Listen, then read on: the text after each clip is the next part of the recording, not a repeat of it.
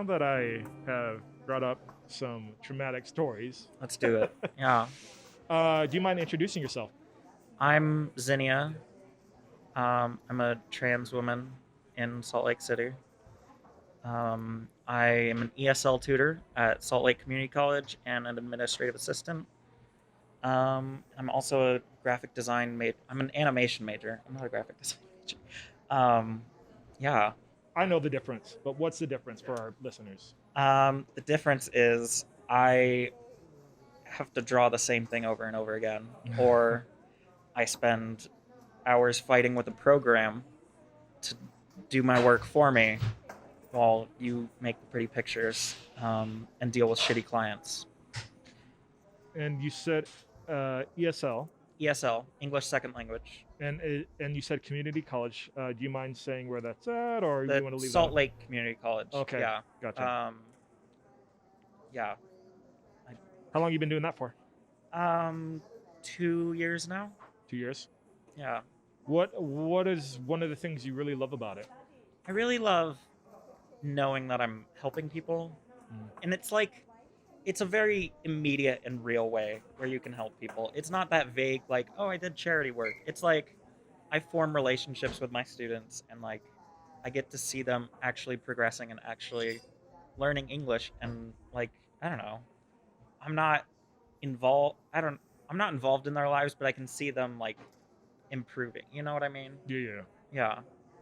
Do you have anyone in your family that has any issues with like Um accessibility when it comes to like my blindness and my death? little sister is adopted. She was born with a cleft palate and a underdeveloped ear. Mm-hmm. So she actually is fully deaf in one ear and can't tell location from the other. And so she's also stunted. So don't make fun of short people. But my little sister got her fair share of it Mm-hmm. growing up. But yeah, she has a lot of trouble like driving. Obviously, you need to be able to hear. And she is working right now to get like a hearing aid, not an implant because I don't remember. I don't. It's been a while since I've talked to her about which exactly she needs. Bad sibling, I guess. Are you close with your family? I, for audio listeners, doing the hand wave. I'm kind of close. I do talk to my family again. There was a period of time where I didn't, and that's just part of being LGBTQ, maybe. Mm. Um, yeah, Is that because LDS family or? yeah. My mother, in particular, is super LDS. She's also just abusive. Um, Full stop. We don't have to talk about that, That's or we completely fine. can. No, no, no. It's I, okay. It's up to you. I'm fine talking about it. Just like, I don't know. Um, I don't know where to go. She grew up in the church very heavily. She grew up in like Delta, so like middle of nowhere. There was only the church type of deal. We were talking about that recently because she's on the up and up. She's trying to get better, Mm-hmm. which I have mixed feelings about. I don't know. Some Family stuff. family stuff is always complicated. Yeah. And I don't know if it's polite to air dirty laundry for the general public, but yeah, I don't know. The moral of the story is. Moral of the story: family stuff Mm. is weird. If you're an adult and you have like a good relationship with your family, I don't think you're an adult. Like I just if you don't have some sort of beef with your parents by the time you turn like 21, maybe you haven't seen enough. I don't know. Mm. Everybody's parents are shitty to Yeah. some degree. Mm-hmm. No, I agree with Um, that. I love you, mom. yeah, I love my family. If you have to take one message away from this, it's sometimes they fuck up. I got along with my siblings pretty well throughout all of it, though. They're just 3 years younger than me, so it's I don't know. We don't share. it was a lot easier to be closer when we were living together, and now it's like they're still in high school, and I don't know what to do with that. Um, I don't know. So how many siblings do you have? I have one younger brother and one younger sister. Um, None of us look alike. Only my sister's adopted. Um, this is just filler, I guess. I don't know. My little brother uh, is probably the straightest out of all of us. Probably the most like cishet. My sister is pan, but she says she might be asexual. Um, and my brother was talking about um, trying out like a non-binary identity for a while, um, but he he got kicked out too when he was before he finished high school. So he's been dealing with enough other stuff, and that's a big part of like the trans experience. I think I have ADHD, so if I jump all over the place, I do too. So okay, I'm catching everything you're saying. So okay, go ahead. okay, you get it. Um, no, but it's like everybody's like, oh, so you always knew there's all those warning signs when you're a kid, and a lot of times it's like I was just trying to not get my ass beat at home. I didn't really think about my identity and or myself as like what I meant to myself until I was like moved out and I had things like pretty well under control. Um, and so yeah, like my brother right now is, I think he has too much on his plate to really question himself too much. You know, he's just trying to make ends meet for now, and I think that's okay. And I think that's a big part. I don't know. I think that um, a big part of this whole narrative of, oh well, there's all these warning signs you always knew. I think it just kind of, I think it's just there to help cis people like kind of still stay in their mindset of like gender is a thing you're born with and it's a thing that stays with you. Mhm. This is a hot take. Um, I don't I don't know how many trans people follow this, how many trans people are going to disagree with me, but like sometimes you do just change. Sometimes you do just wake up one day and you're like, "Oh, that wasn't right." And you just like start again. You know, like it's not always something that's ingrained in you. It's just something that changes like everything else. Mhm. Um I think gender is just as fluid as sexuality, which is just as fluid as everything, and I think hard rigid lines don't really help anyone. Uh me long term, I guess. I don't know. Um yeah. So how was your transitioning? I'd love to kind of hear your story. So I kind of got kicked out of the house when I was 19. Mhm. Um, I got kicked out when I was 18 to my mom's house, and then I got kicked out again when I was 19. Um, and so for the first time, I was like really like on my own, and I didn't have to worry about someone else, you know. Because when you grow up in an abusive household, it's never, you don't really get, you get moments to yourself, but you don't get like time to just exist, you know? Mhm. And like probably within like 2 weeks of living on my own, I wanted to try being non-binary. And so I was just being more and more androgynous. Um, and then once I felt comfortable there, I started going more and more femme until about a year ago. It's a year ago in November, actually, where I just said, fuck it. This is clearly where I'm going. Um, and so I decided to start trying to transition full time then, or not even full time. That's the whole thing with transitioning. Is everybody's like part time, full time, pass. You know, like sometimes you just want to go to 7-Eleven at 3 a.m. and you don't want to be seen. You don't want to exist. You just want some goddamn snacks. Mhm. You don't want to deal with anything. And so yeah, you will just put on like a really oversized hoodie and whatever and just go out the door. That doesn't mean you're not trans still. You know, that doesn't mean, I don't know. Just Yeah, can you explain that a little bit? Because I'm learning as you speak. So yeah. so you're saying full time, part time. So a lot of trans people will only go out as themselves in certain situations. If you're not out at work, then It's the same fly from the Vice I know. debates. Um, if you're not out at work, then obviously, and you don't want to lose your job, because no matter how many fucking protections the government guarantees, there's always policy, and corporations can always fucking do whatever they want. If you don't want to lose your job at work because you think your boss might fire you for being trans, then you're going to keep presenting how you were beforehand, even though I would say you've transitioned.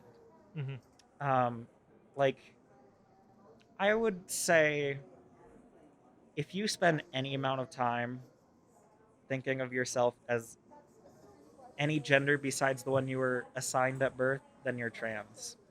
Um, whether that is just with your friends or just with your family or just alone by yourself at Mm-hmm. 3 a.m. and you're having a little bit of a cry because life is hard. Mm-hmm. Um, just yeah, it's hard.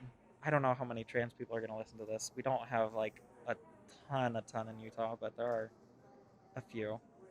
Um, but it's okay. Yeah, It's and like good. speaking of that, is there any words of wisdom you can kind of pass on to someone who's Um, transitioning or is considering?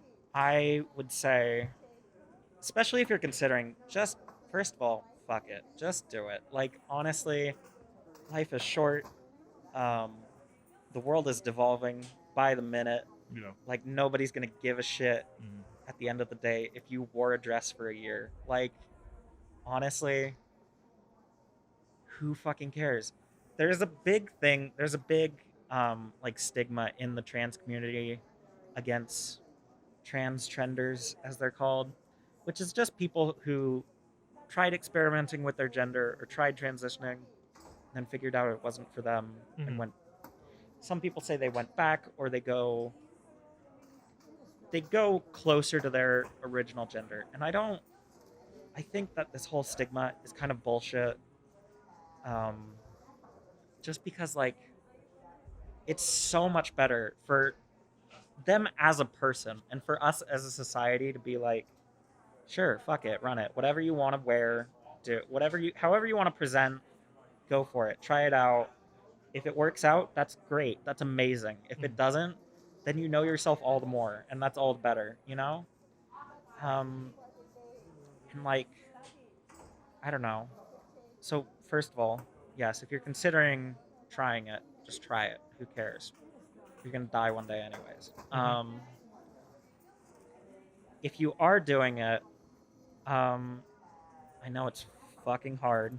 Um, some days it's real hard to just like get out of bed and exist in the presence of anyone else. But you gotta you gotta do it. I Yeah. mean, we all got bills to pay. It'll get better. Um, What was your hardest moment, like transitioning? Like if you thought like, oh, this was a rough spot, and I can help someone by um, saying this. I've had quite a few rough spots. I have ADHD. I have anxiety, depression. It all comes as a package. Uh, You know how it is. yeah. Nobody ever just gets one. And so there were a lot of days where like, yeah, just getting out of bed and doing absolutely anything was harder than anything in the world. Um, just just even being seen by my roommate felt like physically painful, because it's like, because your brain will bully you. Mm-hmm. It will say shit that it has no business saying. Mm-hmm. It will treat you like garbage some days, and other days you'll have experiences that you couldn't even have dreamed of having that will like just make every fucking every moment of hardship so fucking worth it. Um, Especially once you find like a good community. It's hard, especially these days, to like find people that will actually be there for you when you need it. But Mhm. like you'll get there one day. Everybody does, I think. Um, and yeah, it's just I promise the fucking high points are well worth the low points. Yeah, it gets real fucking good sometimes. And you said something about the community that you have now. I know off air we were talking about Utah, right? And how you would love to be elsewhere, like a lot of Utahns. Yeah, Um, have you found a healthy community here that you feel like I you're a part found. of? Sorry to interrupt. That's okay. It's okay. um, I wouldn't say I found like an unhealthy community. I don't know. Um, right? I don't know.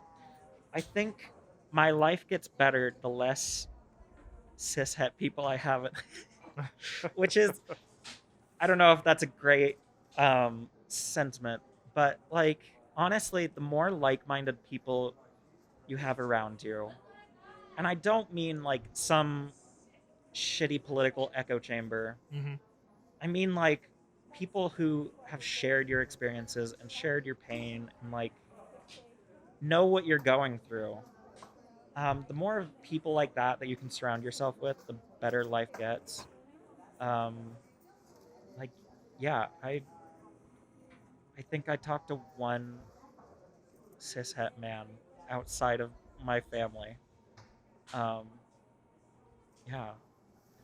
Um, and within that community, is there any activism happening, or do you do any activism? Um, I I don't do as much as I had wished. I Hmm. don't do as much as I want to. Um, because life is hard, and sometimes I think reading the news and just seeing all the bullshit every day is like so physically draining that It it's is. like, Mm. all right, that's enough activism. I I know what's happening in the world and I have no power to stop it. That's fun. Now I go to the protests.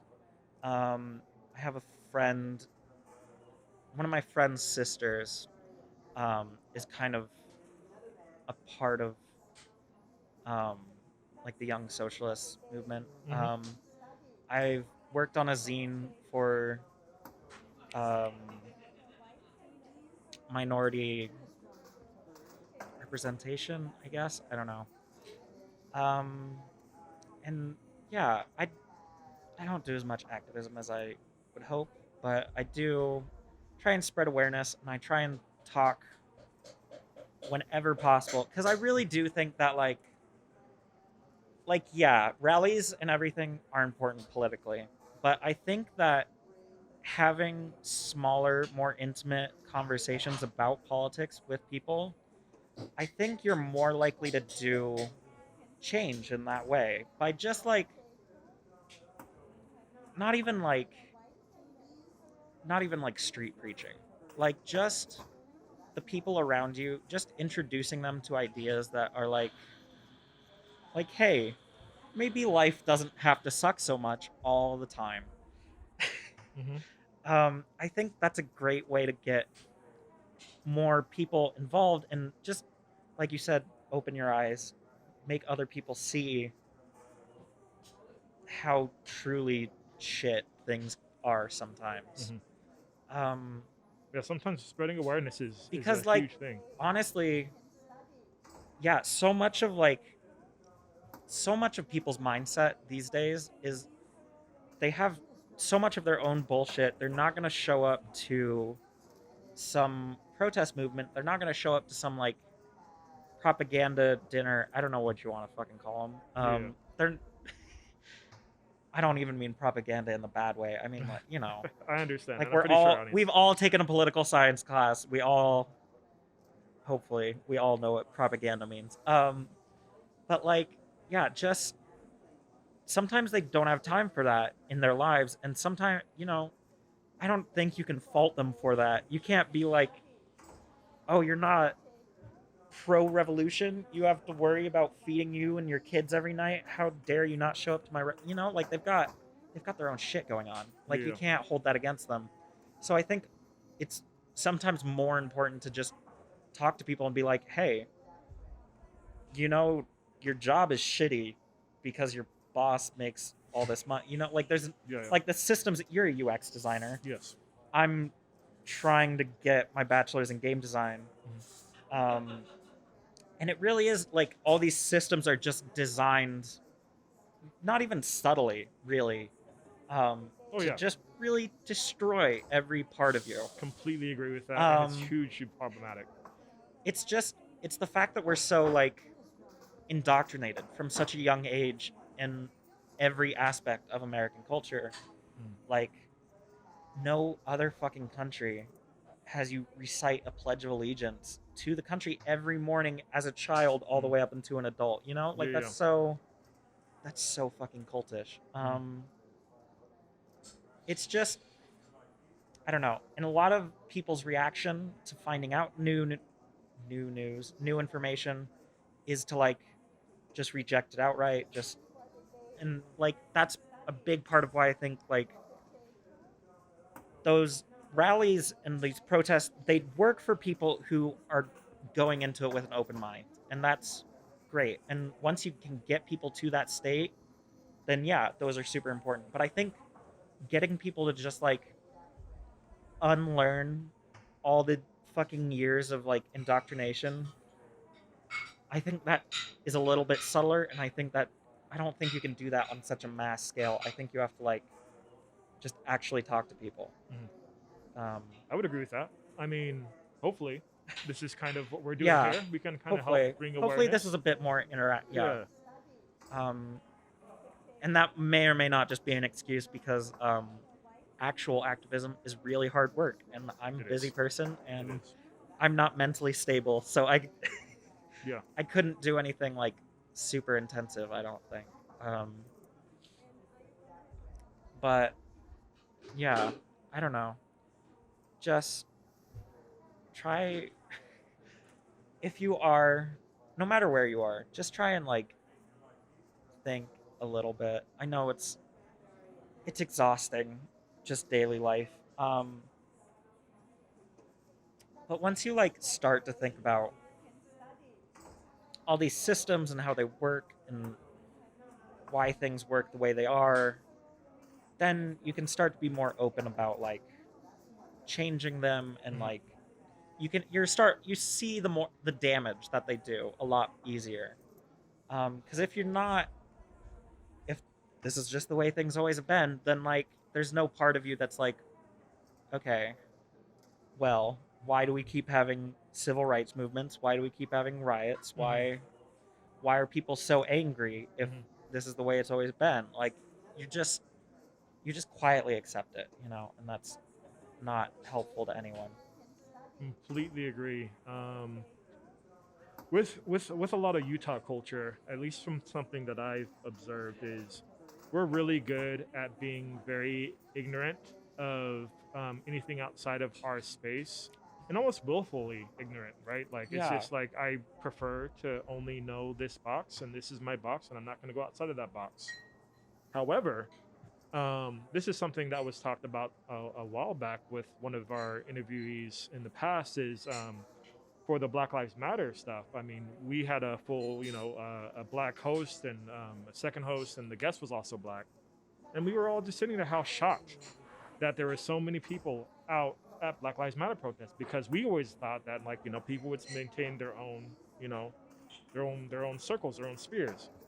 And I feel like with how social media is very problematic, don't get me wrong, but how social media has influenced a lot of the younger generation, how many people are having these conversations, it's really getting people a lot more aware of people who are not like them.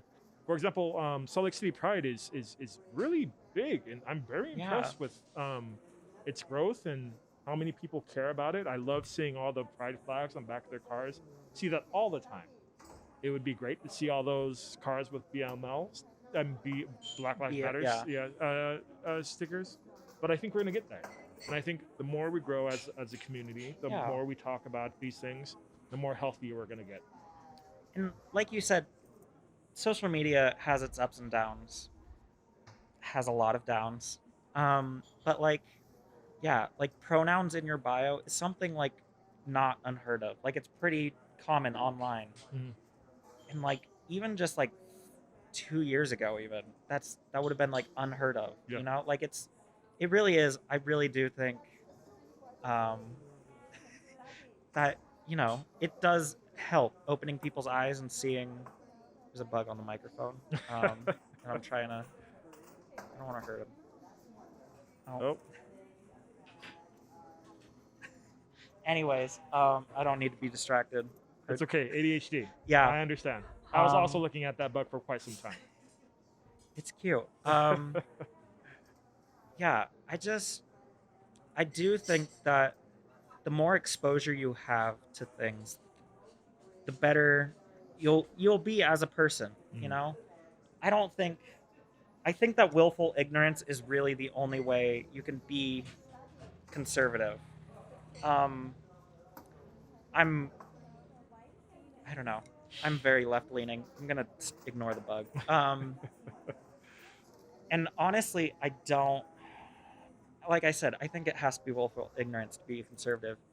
Um like if you do any research into like the history of conservative thought, if you do any research into like if you do any research, full stop, I don't think you have an excuse to be a conservative. I think that like it's so transparently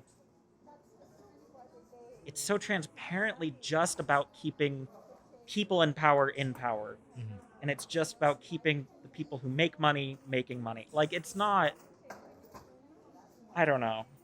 This is a minority podcast. I'm sure that these aren't like radical ideas. No, not at all. These are things that have been said before with our other guests. Okay. But I will have to say, I have a lot of conservative friends. I love you. However, I do agree with all of these points. I do feel like it's Like- really hard for me to understand Like yeah, like how you can support. that's the whole thing certain right now people. with the political debates is like Joe Biden.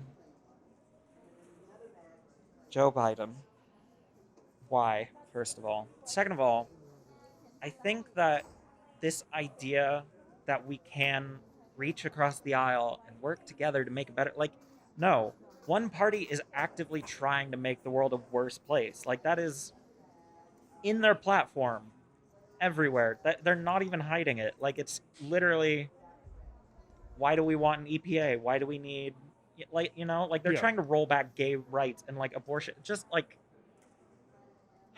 that is their party. They try and roll things back. They try and I don't know. Yeah, what's helpful for me is a lot of, I mean, I don't have a lot of people within that space anymore because of how vocal I am about certain things. However, I know as individuals, even though they're aligning themselves with problematic parties, it's a situation of education and empathy. I don't want to be like the they're these are good people conversation that Trump once said. However, they are in most cases good people with good intentions. However, they're just so miseducated. Yeah. Like sometimes, and sorry for some of my conservative listeners, but at least the ones who are extremely problematic, it's almost like it's like children, and I want to help educate you, but sometimes you prefer not to listen, and that's when it becomes a problem. And like that's what I'm saying is like I don't think you can have a conservative worldview as an adult, like adult TM. Like I don't know. Like if you're 40 years old and you're a conservative, it's because that mindset directly benefits you. Mhm. And it's not out of like, oh well, this is just what I think. It's because throughout your life, that mindset is what's gotten you ahead. Like Mhm. being kind of a dick to minorities and people who want or need help Mhm. is it's profitable, Yeah. it's easy. Um, and and there are at its basis of the Conservative Party, there are possible ways to look at it and say, I can understand why you align yourself with yeah, but this this party. is you're a UX designer. I have to be very empathetic of all the people that Yeah, this uses the but this is product. what I'm Yeah. saying is like hide these you can hide these like terrible ideologies behind simple choices. Of course. And I think that conservatism really flourishes with these like right now in California there's this whole Prop 22 thing, Mhm. which I don't know if you guys have heard about or talked about on the show. We have not talked about it yet on the show. Okay. Basically, Uber and Lyft and all those ride sharing services are pushing so hard right now to make sure Prop 22 passes. They're putting out all this propaganda about how like, oh well, it's about employee benefits and like all this stuff. But if you get down into the legalese and the nitty gritty, it basically ensures that they don't have to treat any of their drivers like employees.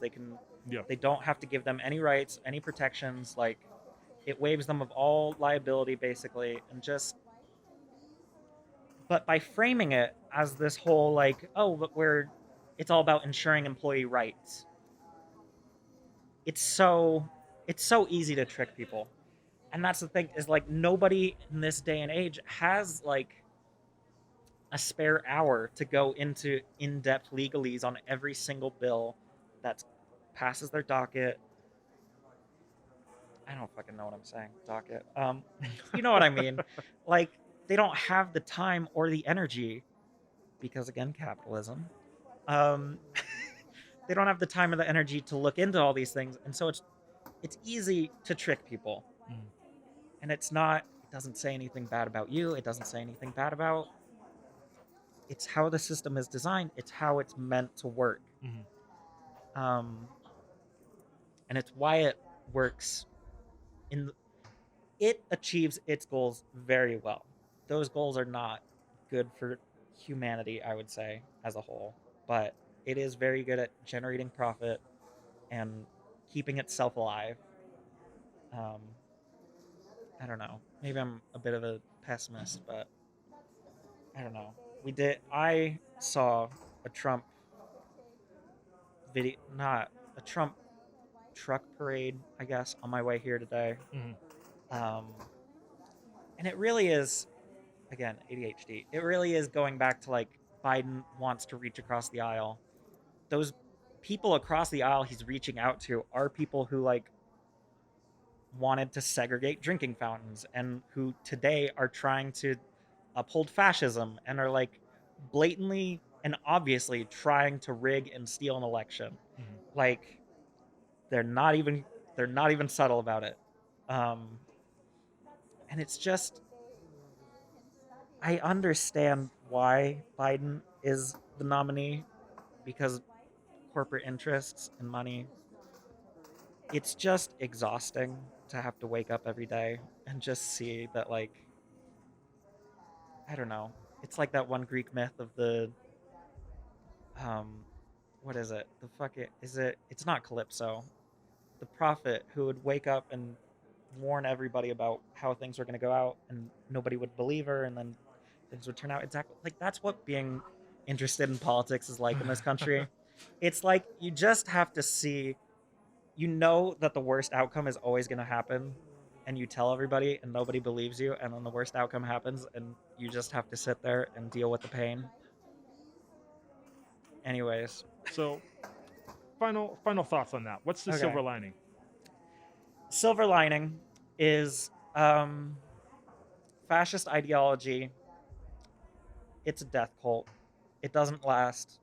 You really just have to like once you break out of that mindset, there's no really going back. Like it doesn't hold up any water. Um, Fascists are kind of losers, anyways. I don't think that's a like if you have a strong man that you follow, I think that's a little childish. Mm. Silver lining, public perception, I think, is a lot more left leaning, especially after this administration, um, than the parties represent, I would say. I think the amount of support that we get for trans rights, that we get for BLM, that we get for, like Indigenous Peoples Day, for all these, I think all these grassroots campaigns have a lot more support now. And I think that the public perception has finally kind of woken up and been like, oh, things are fucked. People haven't just been griping over nothing for the past forever. And I think, I don't know how this election's going to go, but I do think the world will get better. Hopefully. It has to. It has to. Yeah. That's the thing. Yeah. One of my favorite speeches ever um, is by, oh my goodness, Ron Paulman. Fuck, what's his name? The capitalist singer, not the communist black singer. Um, Ron, I think it's Ron Paulman. But he was brought before some judge to determine whether or not he was a member of the Communist Party back during the Red Scare, because they wanted to throw him in jail for being a communist. And, eventually it does have a bad ending, that story. The CIA did give him a drug-induced stroke, and left him destitute, and ruined his career. But in that speech, he talks about how um, they ask him if he loved Russia so much, if he felt like a human being in Russia, why didn't he stay there? And he says that his fathers and his grandfathers died to build this country, and he's going to live off of their dreams just like everybody else. He's going to profit from their dreams just like everybody else. He's not going to let them die in vain. He has a part in this country just as much as anybody else. And I do think that kind of defiance is important in this day and age. I think that, yes, things are terrible and everyone is suffering. But if you just give up, then that suffering is worthless, I agree. I think that it's really, really hard, and it's really easy to just be like, oh, I'll just fuck off to Canada once the borders reopen. But I think it's a little irresponsible to just give up. I think it kind of, there is a bit of a sunk cost fallacy there, but it is, people are fighting and dying for something right now. And I think giving up on that is worse than, just being another casualty, I would say. So, is there any final thoughts before we wrap this up? Any kind of bangers you want to leave the rest of our audience? I don't know. Life is hard. It gets a little bit better every day.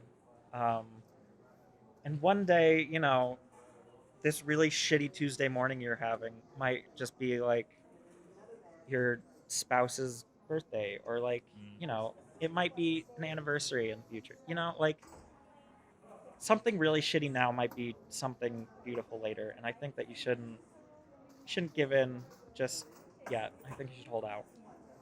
Great words. I completely agree with that. And I want to say thank you so much for joining us today. I want to do a quick thank you to our sponsors, Rusted Box Records,